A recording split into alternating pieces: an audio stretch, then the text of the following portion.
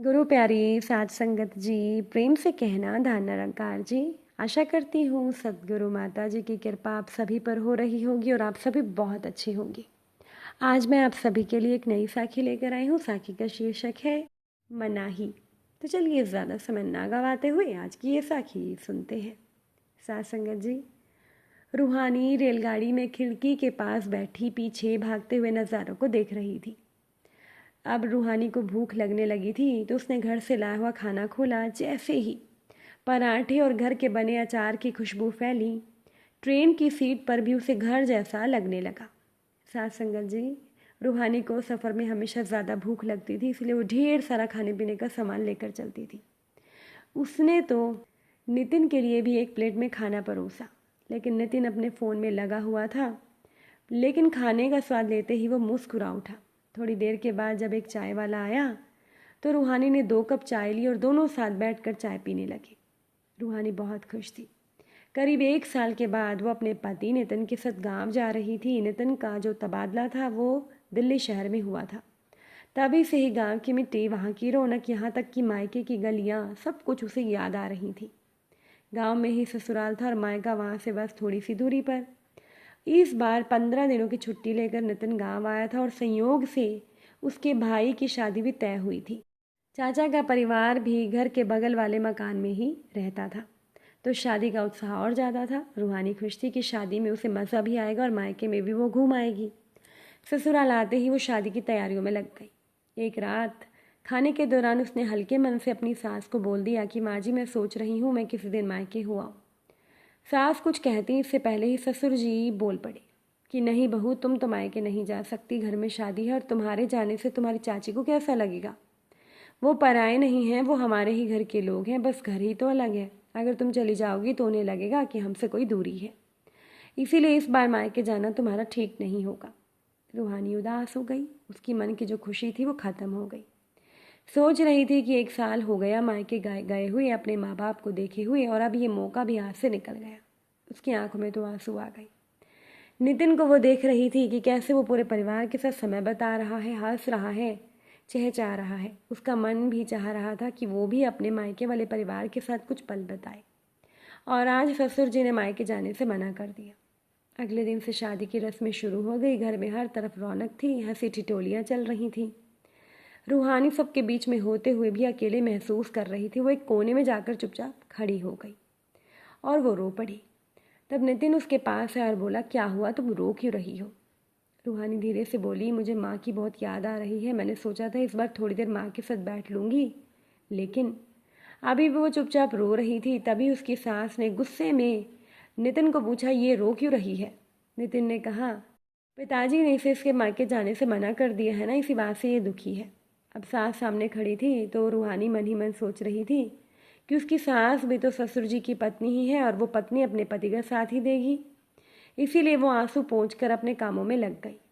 लेकिन जो रूहानी की सास थी वो गौर से रूहानी का चेहरा देख रही थी। उन्हें चिंता होने लगी कि इस तरह से तो हमारी बहू शादी में भी आनंद नहीं ले पाएगी और पूरे घर में ही उदासी फैली रहेगी। तो शाम को उन्होंने नितिन को पास बुलाया, उसे कुछ समझाया और एक छोटा सा बैग पकड़ा दिया। नितिन भी खुश हो गया, वो माँ के गले लग गया। फिर वो रूहानी के पास आया और बोला, सुनो, माँ ने कुछ सामान लाने को बोला है, चलो कुछ खरीदारी करने जाना है। तो रूहानी चुपचाप अपना पर्स उठाकर बाहर आ गई। उसका मन उदास था। वो सोच रही थी कि ससुराल में किसी को मेरी परवाह नहीं, क्या हो जाता अगर मैं अपने माँ बाप से मिल लेती। कार तो तैयार थी। नितिन ड्राइविंग सीट पर जाकर बैठा तो रूहानी भी चुपचाप कार में बैठ गई। रास्ते में बारिश होने लगी तो नितिन ने जो गाड़ी के शीशे थे वो बंद कर दिए। कार तेजी से चल रही थी। कुछ देर के बाद रूहानी बोली, हम कहाँ जा रहे हैं, इतनी देर क्यों लग रही है। नितिन झुंझलाकर बोला कि माँ ने कुछ अलग सामान मंगवाया है जो थोड़ी दूरी से मिलता है, तुम चुपचाप बैठी रहो।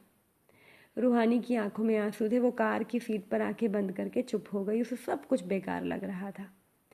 करीब थोड़ी देर के बाद कार एक झटके से रुकी। रूहानी की नींद खुली। वो हड़बड़ाकर बोली कि मेरी तो आंख लग गई थी। नितिन हंसते हुए बोला, अच्छा हुआ सो गई, वरना रास्ते भर मुझे परेशान करती।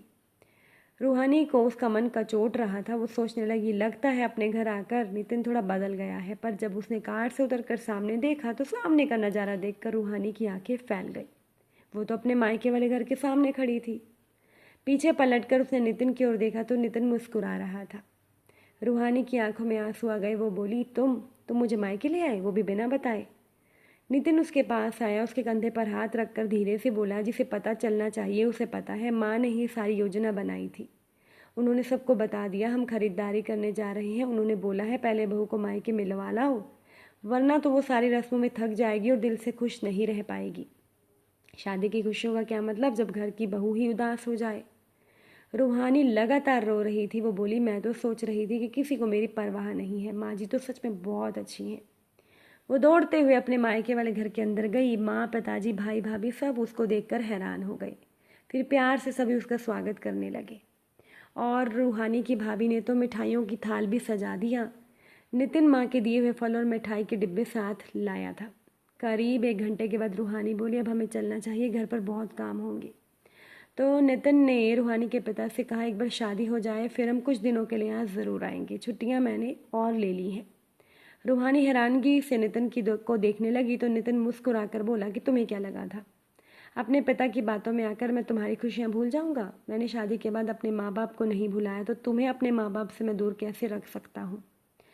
रूहानी का मन था कि वो नितिन को शुक्रिया अदा कहे, लेकिन सबके सामने वो कुछ बोल नहीं पाई। उसकी आंखों में जो चमक थी उसे देखकर नितिन को अच्छा लगा कि उसका फैसला सही था। घर आने के बाद रूहानी सबसे पहले अपनी सास के पास गई, उनके गले लग गई, बोली, धन्यवाद माँ जी, आपने मेरी खुशी के बारे में सोचा, वरना पिताजी की बातों से तो मेरा दिल दुख गया था। तो सास मुस्कुराकर बोली, घर में जब सब खुश हैं तो हमारी बहू उदास रहे इसका क्या फ़ायदा? घर की लक्ष्मी ही उदास हो तो बहुत बुरा लगता है। उन्होंने प्यार से रूहानी के माथे पर हाथ फेरा तो रूहानी की आंखें नम हो गई।